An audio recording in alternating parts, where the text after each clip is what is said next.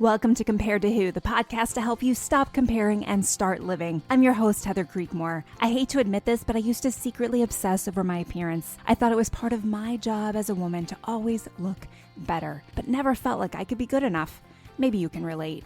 God, in His grace, showed me a way out, and I want to give you all the tools you need to break free too. If you've ever spent too much time stressing over your looks, I get it. I hope you'll keep listening and find the same freedom I have. Here are 3 other things you should know about me. I'm a minivan driving mom of 4. I'm author of the book Compared to Who and the Burden of Better. I'm a blogger at comparedtowho.me, and you just may have seen my epic bake fail on Netflix. If you've ever struggled with comparison or body image issues, Compared to Who is the show for you. I hope you enjoy today's episode, and hey, tell a friend about it.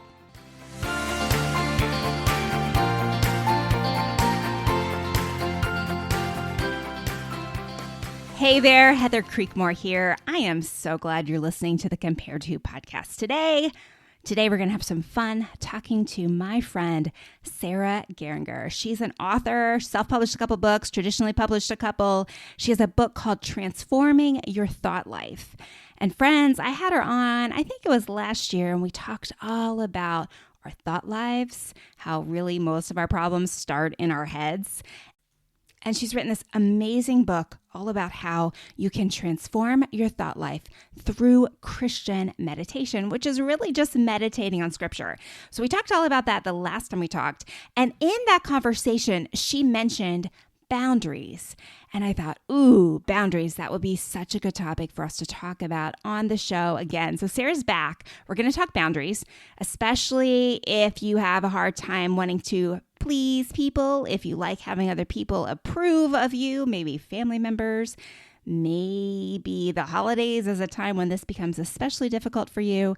Today's show is going to have something great for you. But we are also going to talk about how to help teens. Sarah has a brand new book for teens, and it's the same as her adult book, but only it's teenage-ized. I don't think that's really a word, but she has transformed her Transforming Your Thought Life book into a teenage version. And we're going to talk about what teens are struggling with and how this resource could be really helpful. If you know a teen struggling with anxiety, depression, loneliness, anger, all those things, this could be a really great resource for you. So I hope you'll enjoy today's interview with Sarah Geringer. Here we go. Sarah, thanks so much for being on the show today. I am so glad to be back a second time with you, Heather. Yes. And I'm glad you said that because I haven't had very many guests back a second time, but your show was really popular. The first episode we did together, we talked about Transforming Your Thought Life, which is the title of your book. And we talked about really how to take thoughts captive and really how to just change what we think. So it was a really powerful episode. I hope everyone listening to this one will listen to that one too. But today I wanted to come back because in that episode, we kind of touched on a couple of things. It was like, ooh, I want to do a whole episode on that. Ooh, I want to talk about that. And then you have a brand new book coming out for teens. I know I have some teen listeners, and I think that you guys are going to love it if you are a mom of teens or an aunt of teens or a grandma of teens. I think this would be a really tremendous book for you guys to check out too. So Sarah, we're going to talk about that before we get off of this show. Okay. So don't let me forget that.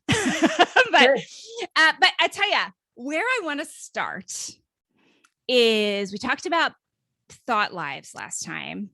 And what came out of that was the topic of boundaries.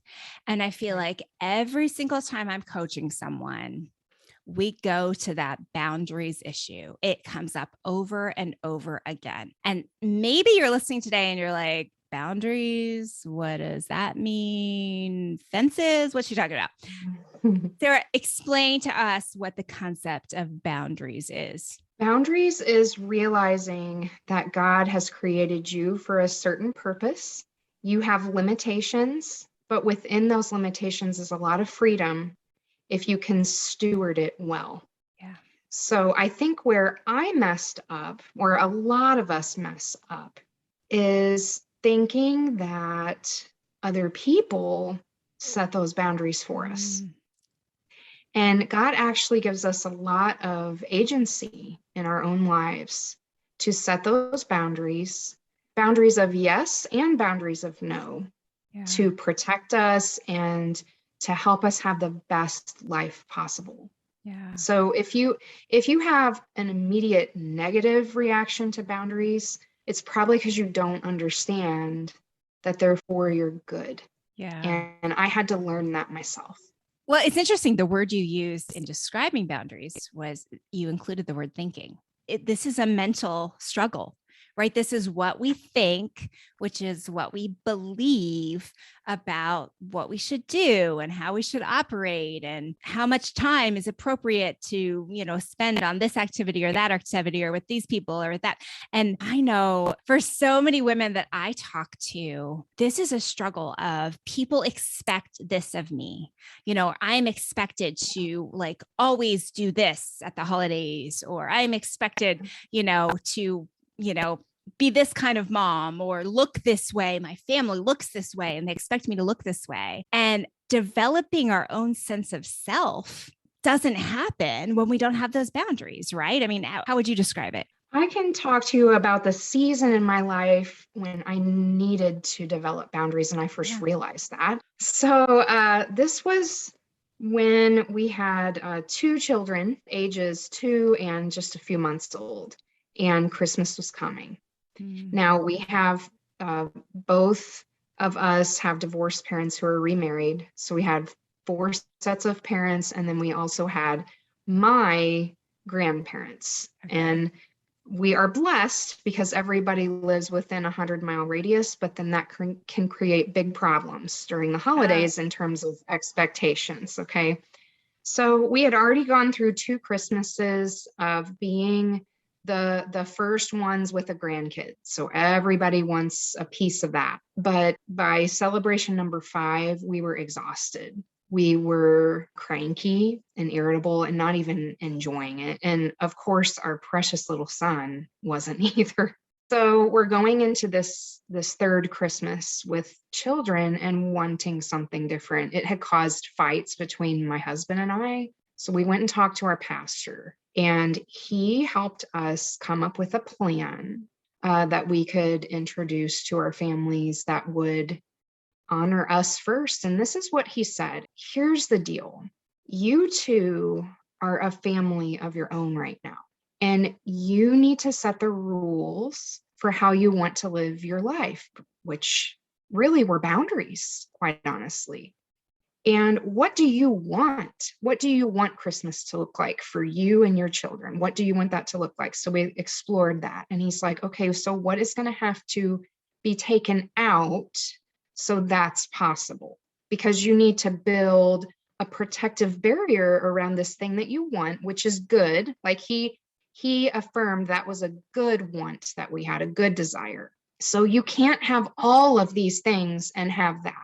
So you've got to set some boundaries around this so that you can have that. And both of us having come out of situations where every Christmas was drama our entire lives, as far back as we could remember, we did not want that for our children.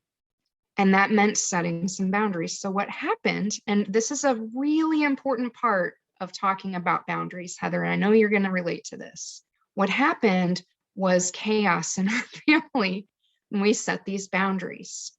His family blamed me. My family blamed him. Mm-hmm. But what happened was the very first time we actually had a couple hours on Christmas morning with no drama because we had set boundaries around our own family. And that was important. That was more important than pleasing all of these relatives who loved us and really did want to see us, but we're also a bunch of boundary busters. Right. So if you're going to set boundaries, you have to expect pushback, but that's a sign that you're doing the right thing. Right. Yeah, but ouch, right? I mean, so it's November. Okay. So this is, I'm glad you shared that story, Sarah, because this is a very real thing that a lot of people listening probably have to make decisions about within the next couple of weeks. Like, what are we going to do for the holidays? Oh, do we go through the drama again? That sort of thing. But you are so right. When you push back and say, no, this is what I want to do. If you were raised in a family where boundaries are not existent, Mhm. it is going to be hard. It And, is. and, I It think is. what's so hard and what I find pretty much like every single client I coach, this comes up, but it's the approval part, right? Right. It's the Totally. I am going to have to sacrifice your approval to make this decision for what I want. And I want us to be clear too, because I hear you saying what I want, what's best for us. And I know that you mean that in the context of like, after God's desires, like, you mean that Exactly. after you've got that settled, Yeah. then we have Yeah, the for freedom, sure. right? But it's like, just even I think invoking that privilege, right? Like I've sought God. I know what he wants for my life. Like this, like you said, your pastor said, this is a good thing, but still making that decision that is maybe contrary to what a family member expects. Ouch. So what did you do? What did you do when everyone was mad? How'd you handle it? What I did was I went back to my pastor and I'm like, nobody's happy about this. And he's like, I understand, and you need to, I was part of a small group at church and he was the pastor in charge of small groups. And he's like, you need to be leaning on your Christian sisters for encouragement because your family's not going to be there for you probably this year. Like they're Yeah. all throwing a fit about it, but Yeah. a lot of them will probably come around in that gap, lean on the body of Christ for your Yeah. support. And so what happened was then I started getting curious about boundaries. And so I went to Barnes and Noble and I looked at this book on the shelf. It's called Boundaries. It Mm-hmm. sold millions of Mm-hmm. copies at the time of this recording. And that book changed my life. It changed my life and all for the better. I think I read it straight through in one sitting. Mm-hmm. And two things that stood out to me about that book were authors explained the Bible in such a way I'd never seen before. And it was all true. And it showed me that Jesus was okay with saying no. So I could be too. Oh, hey, it's November, the month when many of us think about giving and supporting our favorite causes. If this podcast or ministry has blessed you, compared to who could use your sponsorship for the year ahead, there are several ways to give. You can donate through Patreon, or you can use the Buy Me a Coffee program.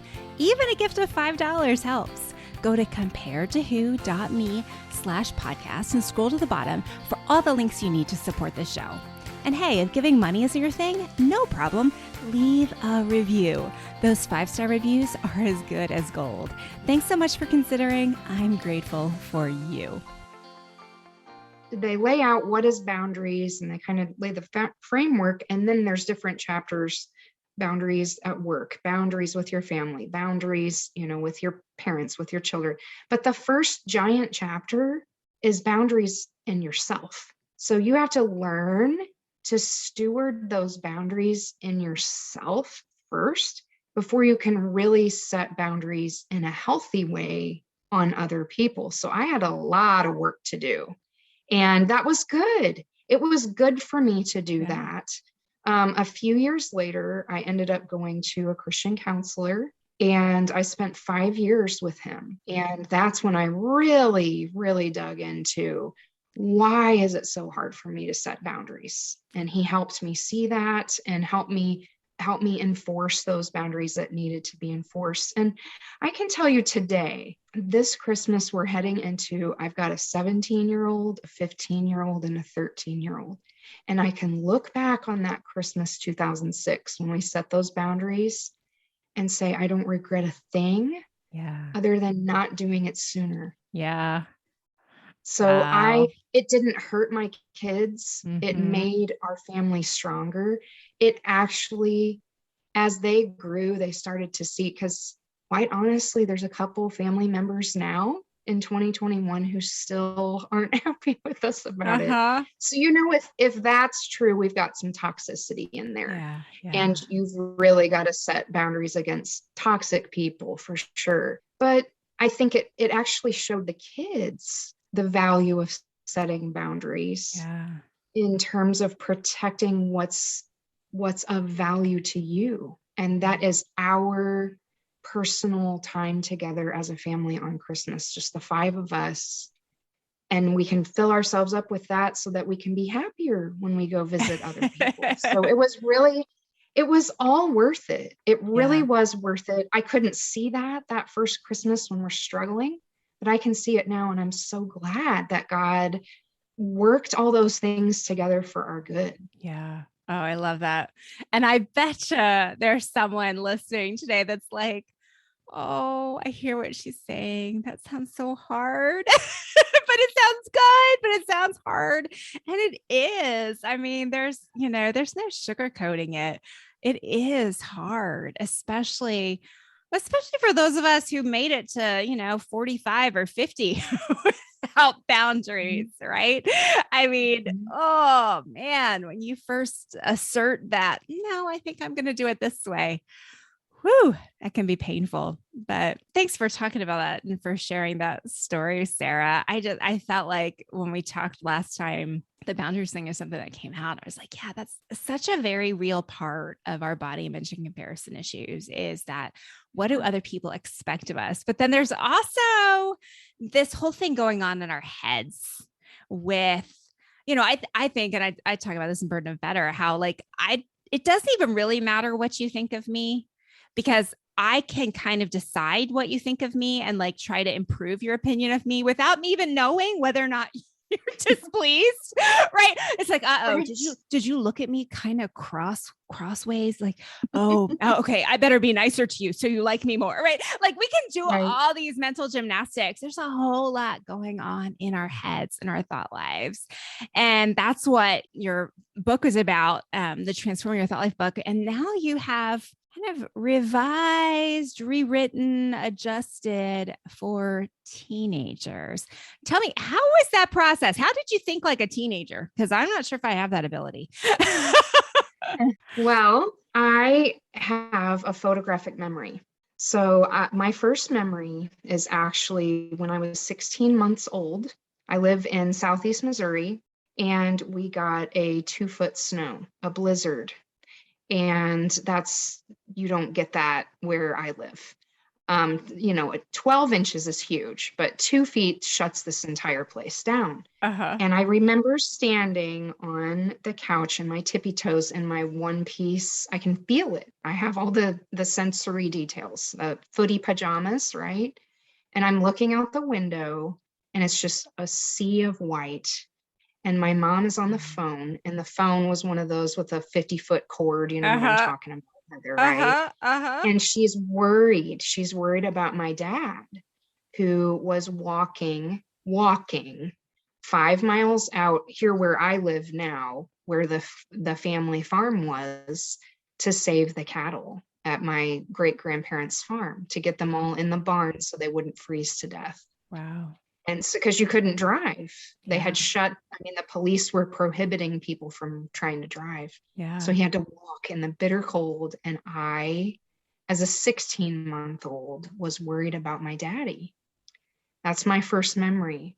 Wow. So I can literally go back into 9th grade, 10th grade, 11th grade, 12th grade, and relive with the same clothes I had on, the smells, what I ate that day.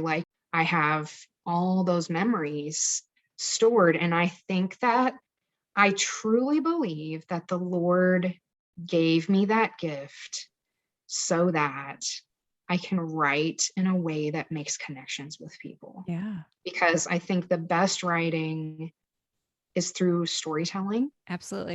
Even for nonfiction writers like us. Yeah. And that's how you unlock other people's stories. So what I did with this book, and you were an endorser, Heather, which is so kind of you to read the whole thing. That was good before it was out. But every single chapter I tell a story, and I do that in the adult version too, but a lot of the stories didn't transfer because that's not what teen girls are thinking about yet. So I had to go back and think, well, what is an example of jealous thoughts I had as a teenager? What was an example of self-focused thoughts or idolatrous thoughts or regretful thoughts. And I had to go back, and it was hard. I wrote that book during the pandemic. I actually wrote it in 31 days. It's basically a rewrite of the adult book, which is actually great, because what I've done for these two books, me and my assistant have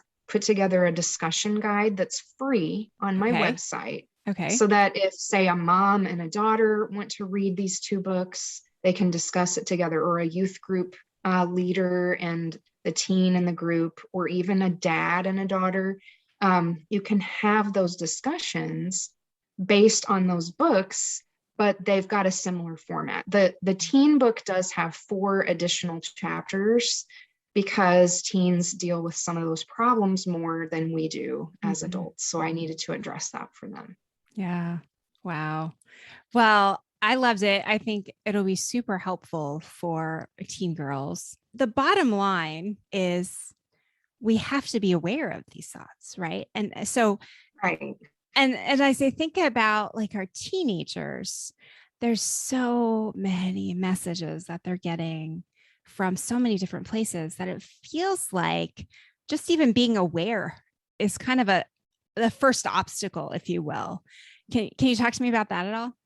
Yeah, I can think back when I go back to those photographic memories I have. I think, I was a church girl. I had grown up in a Christian school, went to a public high school, but I didn't understand at the time how to apply what I had learned being, in confirmation, 8th grade. I had to memorize 100 verses, but I hadn't learned how to apply those to specific thought life problems. Yeah. So I think if girls can learn now just to have one verse per problem to use as an arrow, really, to fight back in those spiritual battles, because all this is really a spiritual battle. Yes, it's a battle in our thought lives, but it's really Satan trying to hold us down and keep us from our full potential in Christ. So if she could just, when she's feeling lonely, to shoot back and say, look, Satan, God says he sets the lonely in families. Yeah. And I'm clinging to that promise today. He has a family for me. He has a family for me in my church. He has a family for me planned for the future. And I'm not going to let him get me down. Just something that simple can change everything. And I just wish I had understood that concept sooner, because I feel like I would have been better equipped for all the struggles that I faced as a teen. And even now, looking back, my teen years were the darkest ones of my life. They still are that way. And I just feel like I would have been so much better served during that time period, but also moving forward into college, into young adult years, if I had understood how to apply scripture and use it to fight back in my thought life battles. Yeah, I love that. And I mean, you're exactly right. Like that's what our girls need. And I think that there is a big disconnect, right? Read the Bible. Like my pastor a few months ago challenged our congregation. He was like, listen, you force your kids to do their math homework, right? But yet, I don't want to tell them to read the Bible because that could turn them off. He's like, you're not afraid of turning them off to math. Why are you afraid of turning them off to the Bible by making them read their Bibles? Right. And I was like, oh, yeah, you got me there. Right. Because it's like it's on their list, but I'm not going to beat you over the head with that one, but they need to know the word of God. Right. Because otherwise they have no defense, and right. And so I love how your book helps kind of pick out helpful verses, helpful scriptures for each of these issues that they're going to be facing. Well, hey, will you kind of just rattle off, like, what are some of the other issues in the book for those who maybe didn't get to read? So thought life categories, and each of this has a chapter and then the antidote to that problem in the chapters. So careless, negative, anxious, which is the biggest one for teens, self-critical, thoughts that criticize others, fearful, idolatrous, lonely, self-focused, jealous, angry, unforgiving, guilty, defeated, regretful, painful, impure, confused, shameful, thoughts of self-harm, and untrue thoughts.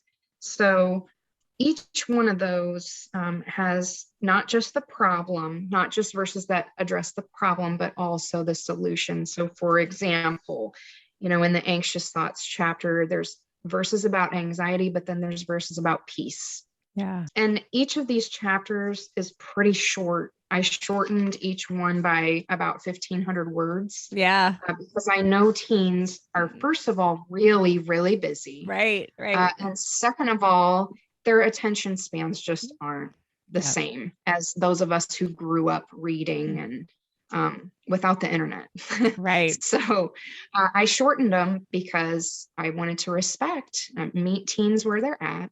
Yeah. And just help them to get through these situations with just really practical tips and stories to help them out. Yeah, that's great. And I mean, I felt like when I was reading it that I was like, boy, you thought of everything, Sarah. Like I couldn't think of an issue that you hadn't like addressed in some way. So I really, really enjoyed that and appreciated that about the book. It came out this fall. And where can everyone find this book? And go ahead and say the full title, because I don't know that I've given the full title of it. Yeah, sure. So it's Transforming Your Thought Life for Teens, Renew Your Mind with God. I like that. Now, the cover is very floral. So it's really intended for teen girls, but I don't think if there was a teen boy who wanted to read this, he could put a slipcover on it and probably get a lot out of it. If you want to get it, just go to the front page of sarahgeringer.com and I'll have all the retailers listed. Great for a Christmas gift, but as my own daughter said, she's 13, she said, Mom, there's a lot of girls who are going to get this book and then just let it sit on a shelf. It's my own daughter. Yeah. And so I said, well, that's why I've made the discussion guide, because here's something I learned in my research about writing this book. The one thing that both the Pew Research Center, which is secular, and the Barna Research Group, which studies churches, is that Gen Z, which is anyone like 22 years of age and younger, is very open to having faith-based discussions with adults. They're very open to that. But we adults have to take the lead on that. And the key is authenticity. Gen Z wants authenticity. They don't want sugar-coated stories. They don't want all the victory stories. They want the hard, gritty stuff. And they want to know how you overcame it with God's help. That's what they want to know. So that's exactly why my assistant and she has a degree in teaching. So she did a great job on these worksheets. Yeah. We made this resource for free that you can sign up on my site. It's 26 pages. Okay. And you can use it in your church group if you want, to get the adults talking about the struggles in their thought lives so that they can have a discussion with their teens. Because that's the only way anything's really going to change. If we lead the way with authenticity as adults, teens are going to respond. They want to hear this from us. The studies prove it. Yeah. So you can work on it together, and don't be afraid to be imperfect in front of your teen, because they actually want to see that. They want to see it. I love that, Sarah, because I remember I worked for a psychologist for a little period of time, just at an organization I was at. And that was one of the questions he would get all the time when he spoke was, well, I don't want to tell my kids about the mistakes I made because I'm afraid that they will go do those things. And I just remember him over and over saying, no, that's actually not what the research shows. The research shows it's better for you to be honest with your kids about like the mistakes that you made and, how, the organization we were working with, a lot of it was, being pregnant before marriage or, single mom pregnancy, that kind of thing. And he was like, it's so much better to just talk to your kids openly about that and tell them you're hard, right? Tell them you're hard. Because that's what they appreciate, instead of the like, oh, I'll never let my kids know I struggle. No, they're going to struggle. And so if they expect that you never see that you never struggled or think that you never struggled, I mean, it's just setting them up for a heap of disappointment when they face their first struggle. Like, wait, what is this? So I love that. I think that's really solid advice. Well, Sarah, I really appreciate you being on today. And I hope, if you haven't checked out Sarah's book for adults on thought life, the Transforming Your Thought Life original book, that you'll check that out. And I know it's at Amazon and Barnes and Noble and all the places books are sold, christianbook.com, all those places. But then check out this teen version too, because I think you have to know someone in your life that could benefit from this, or who works with teens, or, get one for your youth pastor. I mean, what if you're not connected to any teens? But I think this would be a really great resource. Our teens are struggling. They really are. They've got it harder, I think, than we had it. I love the fact that you're investing in the next generation. Sarah, tell everyone again your website where we can connect with you. SarahGeringer.com. I look forward to seeing you there. And that free discussion guide, you'll see it right in the sidebar. Awesome. Well, Sarah, thanks so much for being on the show today. Thank you, Heather. Okay. And thank you for listening today. And I hope that something in today's episode has helped you stop comparing and start living. Bye-bye.